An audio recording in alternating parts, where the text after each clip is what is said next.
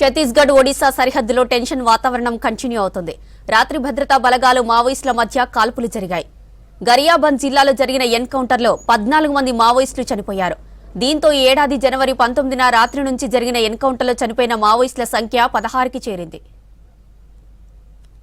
మావోయిస్టుల ఏరువేతే లక్ష్యంగా సరిహద్దు జిల్లాలైన గరియాబంద్, నౌపాడాలో ఛత్తీస్గఢ్, ఒడిశా పోలీసులు, సిఆర్పీఎఫ్ సిబ్బంది కలిసి ప్రత్యేక ఆపరేషన్ నిర్వహిస్తున్నారు. తెల్లవారుజామున జరిగిన ఎన్కౌంటర్లో 14 మంది మావోయిస్టులు చనిపోయారు. ఘటనలో మృతుల సంఖ్య మరింత పెరిగే అవకాశం ఉంది. ఘటనా ప్రాంతంలో భారీ స్థాయిలో ఆయుధాలు దొరికాయి. ఇంకా అటవీ ప్రాంతంలో సెర్చ్ ఆపరేషన్ కొనసాగుతుంది. ఇందులో 1000 మందికి పైగా భద్రతా సిబ్బంది పాల్గొన్నారు.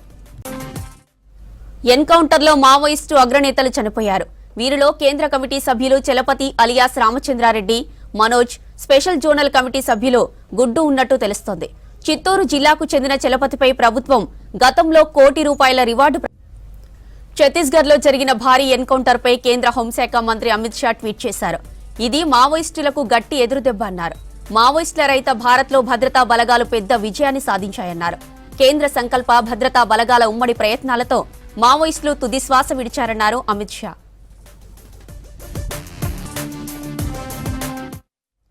ఛత్తీస్గఢ్, ఒడిశా బార్డర్లలో జరిగిన ఎన్కౌంటర్పై స్పందించారు కేంద్ర హోంమంత్రి అమిత్ షా.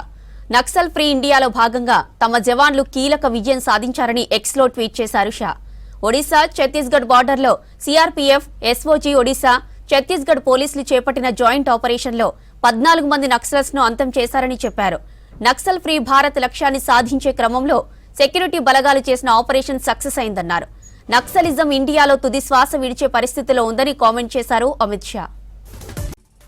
భారత్ను 2026 మార్చి వరకు నక్సల్ ఫ్రీ దేశంగా చూస్తామని కేంద్ర హోంమంత్రి అమిత్ షా పదే పదే ప్రకటిస్తూ వస్తున్నారు.